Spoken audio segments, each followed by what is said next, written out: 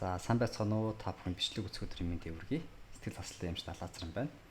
За өнөөдөр та бүхэнд маш чухал нэгэн сэдвийн талаар ярихаа бэлтгэлээ. Энэ бол улигт бодол албадуулын үеийн эмгэг буюу OCD.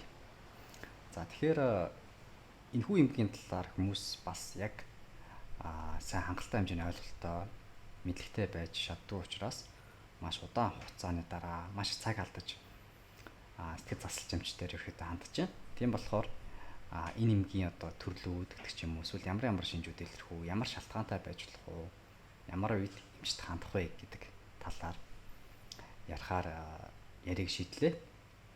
За тэгэхээр ерөөхдөө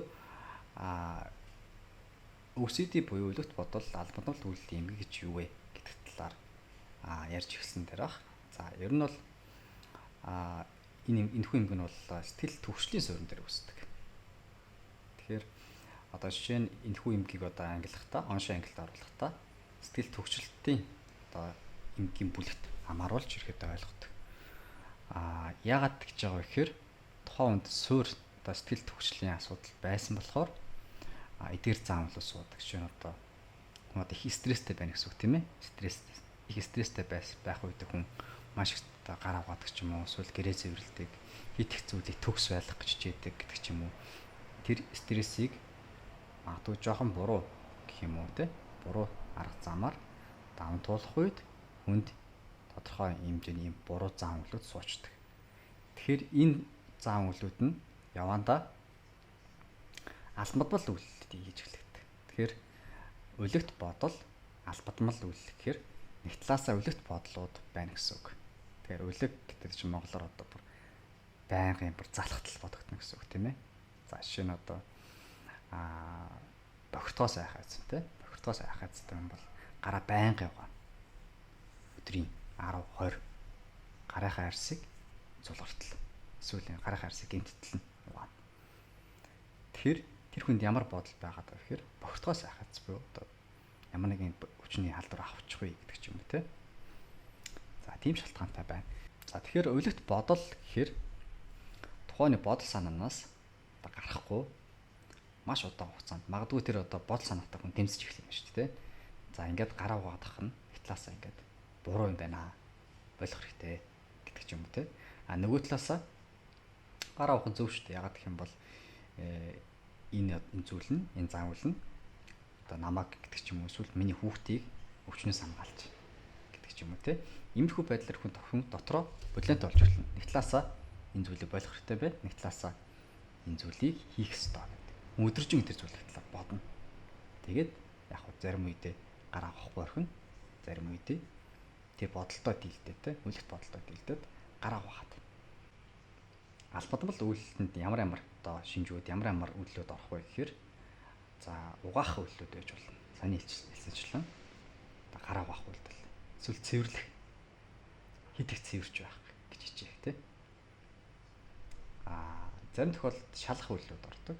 За жишээ нь одоо юу гэдэг нь те хаалгаасан билүү эсвэл плитгээс салгасан билүү те эсвэл зарим цахилгаан хэрэгслүүдтэй ингээд гарсныхаа дараа хаалгаар арж яваад тэгээд тэр тэрийг эндүүгөө салгахаа марчих гэж буцаад гэртээ ороод ирсэн чинь эндүү нь салгацсан байх гэдэг ч юм уу. Эсвэл гарч явж чад хүүе хаалгаа төгжлөө яалаа. За ер нь буцаж шалахгүй бол хаалгаа онгорхоо орхиод яг баларх юм байна гэдэг ч юм. Тэгээ очиод үзэхээр яах вэ? Хаалгаа хэдий түүжигдсэн байна. Тэгэхээр хүний тэр баталгаажуулдаг, хүний даалт хомсор гэх юм уу? Үл ухамсарлууд байгаа. Тэр хүүлүүд баталгаажуулдаг хэсэг тэр алдаа гарч ирж байна гэсэн үг. Тийм болохоор тэр хүн өөртөө эргэлзээд шалгаж эхэлнэ. За зарим зүйлийг давтаж хэлдэг үйлдэлүүд байна. За жишээ нь одоо юу гэдэг юм? Монголчууд юу гэдэг те? Монголын ёс 3 гэд за 3 удаа ингээд айраг уучих гэдэг ч юм уу те. Эсвэл одоо 3-ын тоонд тааруулж их те. 3 уусан бол төлөөсөө. Яа гэх юм бол энэ 3-ын тоонд хуваагдаж авах хэрэгтэй гэдэг ч юм уу. Эдгээр заавлууд нь явандаа хүний амьдралын чанарт нөлөөлнө. Яа гэх юм бол хаалгаа одоо юу гэдэг юм? Хаалгаа 3 удаа заавал хаах хэрэгтэй гэдэг ч юм уу те. Эсвэл энэ зүйлийг заавал 3 удаа. Заавал одоо 3 тоног хуваагдах хэрэгтэй. Юм 3 тоног гэдэг нь бол жишээ л те.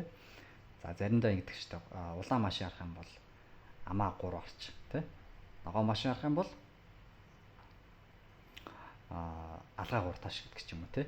Бас л тэр үйлдэлийг ингээд хийхгүй бол буруу юм шиг мэдээж төрүүлээд эхэлнэ. Тэгэхээр нөгөө хүн чинь яг өдөржин тэр хүн улаан машин, ногоо машинтай гараа алгаад шаад тий. Эсвэл амаа харчаад явах нь тухайн хүний амьдралын чанарт зөргөө нөлөөлнө. За зарим тохиолдолд тоо нэмэх үйлүүд байдаг. За шинэ одоо зарим хүмүүс одоо машины тоог нэмээд 2.4 одоо тоог нь 2-оор хувааж агаад одоо 45 дээр 55 нэм. 100-аас илүү болох нь. 100-аас илүү болох юм бол азтай өдөр байх нь. 100-аас бага байх юм бол азгүй өдөр байна гэдэг ч юм уу. Эдгээр үйлдэлүүдийг бас олон дахин хийх нь бас л тухайн хүний одоо ямар шаардлагагүй зүйл дээр цаг үрж байгаа болохоор бас амьдралын чанар эсвэл тэр тухайн мөчд одоо өөр зүйл хийх хэрэгтэйсэн бол тэр мөчүүдийг алдна гэсэн. За зарим тохиолдолд хүмүүс бас төгс төгөлтөр тэмүүлж төгс төгөлтөрт дурлаж болно. За энэ тохиолдолд яах вэ гэхээр юмыг яг тэг шинтэд байрлах гэдэг байж магадгүй. Ер нь тэгдэг. За одоо ширээн дээр байгаа зүйлсүүдийг яг тэг шинтэй яг л юм байх хэрэгтэй гэд тэг шинтэй байрлах. Тэг шинтэй биш болчих юм бол төгшөр сэтгэл төгшөөд эхэлнэ. Юу яана. Энэ тэг шинтэй биш болчлоо шүү дээ. Тэ? Тэгэхээр энэ тухайн хүнд маш их хэмжээний төгшүүр төрж байгаа болохоор төгшүүрийн мэдрэмж давчдсан бүр ингээ болохгүй байгаа юм шиг мэдрэмж төрж байгаа болохоор тэр үйлдэлийг заавал хийхээс аргагүй бодлоо. За тэгвэл бошуухын нэг тэгштэй тавьчих. Тэжээс санаа амар. Тэр хит их эмх зэгцтэй байх гэж оролдох нь өөрөө OCD буюу бодол алмадал үйлдэлийн шинж байна. За энэ өөр нь яагаад энэ бодол төрж байгаа вэ гэхээр хүүхдийн хүмүүжил юм ахтай бас холбоотой гэж байна. Байнгын л нэгт байх хэрэгтэй тий. Чи төгс байх хэрэгтэй гэдэг ч юм. Ялангуяа Солонгост энэ төрлийн асуудал бас их байдаг. Яагаад гэх юм бол гоо сахны үед ч юм уу төгс байх хэрэгтэй. Төгс гэдэг зүйл рүү тэмүүлэх гэдэг ч юм уу тий. Яг үндэ бод амьдралтай бид төгс байдалд хүрэх боломжгүй байдаг. Тийм болохоор бид нар яг төгс биш гэдгээ ихэд хүлээн зөвшөөрч чадах хэрэгтэй. Өөртөө сэтгэл хангамжтай байх хэрэгтэй. Тэгэхээр хүүхдийг хэтэрхий их шахах заавал нэгтэй байх хэрэгтэй. Заавал хамгийн сайн байх хэрэгтэй. Энэ хүмүүжлийн юм маяг нь явандаа тухайн хүүхдийг төгс төгөлөрт тэмүүлэмтгий болгох шүү дээ. Тэгэхээр төгс төгөлөрт тэмүүлнэ гэдэг бол нэг төрлийн OCD-ийн нэг хэлбэр байж болно. За ямар үед эмч таних хэрэгтэй вэ? За тэгэхээр ерөө та OCD-тэй байх магадaltaй гэж үзэх юм бол эдгээр шинжүүд танд хит их цагийг зарцуулж эхэлдэг. За жишээ нь за хүн өдөрт ойролцоогоор нэг 4-5 удаа гар угаах хангалттай байдаг гэж бодъё. Гэтэ хүн хүнд янз байж болно. Гэтэ зарим хүмүүс 20 удаа гараа зулгартал гараа угаагаад тэр хүн ямар нэг зүйл төрчээл те бохирдоол бошон гараа авч угаагаад дивэд гарандаа шалан төршдөг ч юм уу те. Тийм гот бошуухан ягаад гэвэл тэр хүн төгшүүр төрөөд болохоор би ингэ бохирдоод ингээд өмнөөс ингээд бохирдоод халдраа аваад хүчгүй гэдэг ч юм уу те. Ялангуяа ковид үед хүмүүстэй гэж хэлсэн шүү дээ те. Маш их угааж бас энэ өөрөө тухайн нэг OCD-ийн эсрэг өвчин зүйл болох эрсдэлтэй байдаг. Тэгэхээр тухайн зүйлдийг хэрэг цаг хугацаа зарцуулж байна. Зарим хүмүүс яг ингэ анзаарсан байдаг. Би арай л нэг тийм болохгүй юм игээд тах шиг байна да. Нэг ер нь багас хэрэгтэй байна гэдэг ч юм уу те. Тэр бодлууд хэрэг хугацаагаар тухайн төрж байна. Тэгээд дээрэс нь тэр үйлдэлийг хэрэг олон удаа хийж гин гэдэг нь эс шалтгаална. Хэрвээ их хийж байгаа юм бол нэлээд хэмжээгээр хийж байгаа юм бол заавал эмч таних хэрэгтэй. За 20 дугаарт гэх юм бол тухайн аж амьдралд ингээд сөр нөлөө үзүүлээд эхэлнэ. За энэ бол ерөөдөө бол OCD гэвэл бол маш их төвөгтэй болдог. Тухайн ажил хийхэд тий ажлын орчинд хүн байнга гараа угаадаг ч юм уу эсвэл байнга юм гээд цэгцлээд шалгаад ч юм уу тий тэгээд маш төвөгтэй. Эсвэл нөгөө хүмүүс бусдын хүмүүс жоохон төвөгтэй болж эхэлнэ.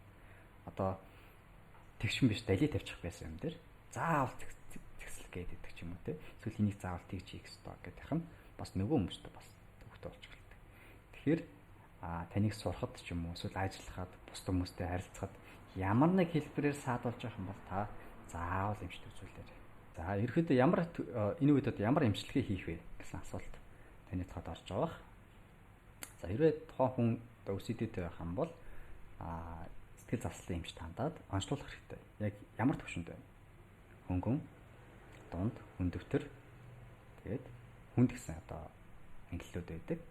За эдгээрээс шалтгаалаад за магадгүй хөнгөн болон дунд үед сэтгэл заслын эмчилгээ дангаар авахд үр дүнтэй байдаг. Сэтгэл заслын эмчилгээг эрт хийчих юм бол үр дүнтэй байдаг. За хүндөвтөр болон хүнд үед заавал эми эмчилгээ орж ирдэг. Тэгэхээр OCD буюу өлөг дуудлага алгамтал үйлдлийн үед хүний серотонин гэдэг тархинд байдаг. Серотонин гэдэг нь болохоор биднийг стрессээс хамгаалж өгдөг гормон гэсэн үг. Даавар. Төрлийн тархинд байдаг даавар гэсэн үг. Нейротрансмиттер гэж нэрлэгддэг даавар гэсэн үг. Тэгэхээр энэ даавар нь яадаг вэ гэхээр хүний сэтгэл санааг тайван доктортой болгодог. Стрессийг даун туулдаг гормон.